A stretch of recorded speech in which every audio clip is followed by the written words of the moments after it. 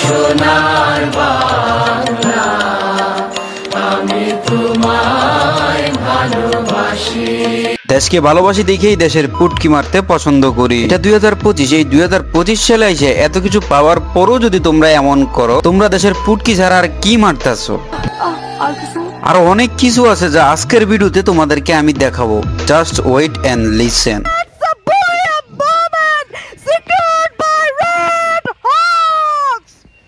Red Hawks বাংলাদেশের চ্যাম্পিয়ন। বাংলাদেশের ছেলেরা নিজেদেরকে আরো একবার প্রমাণিত করলো। আমার চ্যাটার বাল।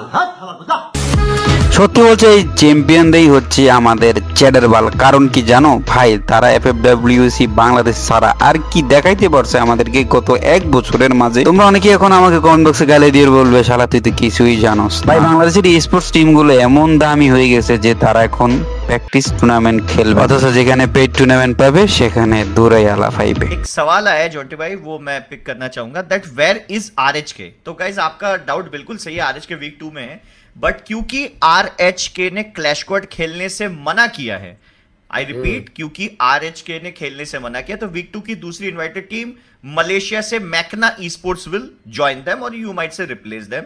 हमें बांग्लादेशी ऑडियंस के लिए चिंता है, संवेदना है, लेकिन आरएचके का ये खुद का डिसीजन है that they don't like to play clash squad at this moment. वो আরএসকে কত বড় টিম হয়ে গেল যে অফিশিয়াল ট্যুর কে না করে দিচ্ছে। হ্যাঁ, অডিয়েন্সের ভালোবাসা আর অডিয়েন্সের সাপোর্টে আজকে এত দূর আসছে। আর সেই অডিয়েন্সকে তোমরা কি দিচ্ছ? আমরা বাঙালি জাতি, আমরা আবেগ দেখাতে অনেক পছন্দ করি। কত আশা ভরসা নিয়ে তোমাদের উপরে এ থাকি তোমরা কোনো একটা অফিশিয়াল ট্যুর বা আন্তর্জাতিক ট্যুরে আমাদেরকে ভালো কিছু করে দেখা। ভাই ফুটবল ক্রিকেট কোনো কিছুই পারতেছে না আমাদেরকে ভালো কিছু দেখাইতে, বাট আমরা আশা ছিলাম যে ফ্রি ফায়ার কোনো কিছু একটা দেখাইবে।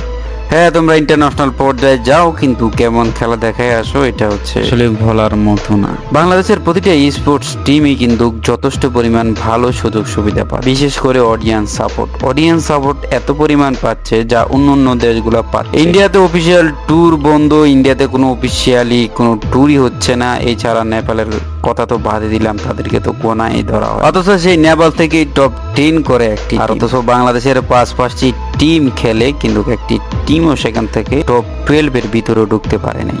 10 তো পরের কথা। যদি এই হয় বাংলাদেশের টপ স্পোর্টস টিম গুলার, তাহলে ভবিষ্যতে যারা উঠে আসতে চায় তাদের কি অবস্থা হবে? তারা কোথায় থেকে পাবে মোটিভেশন? তারা কোথায় থেকে শিখবে? এখন এগুলা বললেই শালা রোস্টার খারাপ, এক্সপোজার খারাপ, ভালোকে যারা অডিয়েন্স রে তেল মারতে পারে, ভুং ভাং বুঝাই দিতে পারে আমাদের এই সমস্যা, আমাদের ওই সমস্যা, আমরা নেক্সট ম্যাচ ভালো করব, আমরা নেক্সট থেকে ট্রাই করব, বেস্ট দাও, আমরা শুধু তাদেরকেই সাপোর্ট করে দিব। অথচ আজ পর্যন্ত নাইম আলমের মতো একটা লিজেন্ডকে আমরা বেগানতে পারি, যার মাধ্যমে ফ্রি ফায়ার ই স্পোর্টস এবং কি ফ্রি ফায়ার কমেডি নতুন একটা আলো দেখেছিল।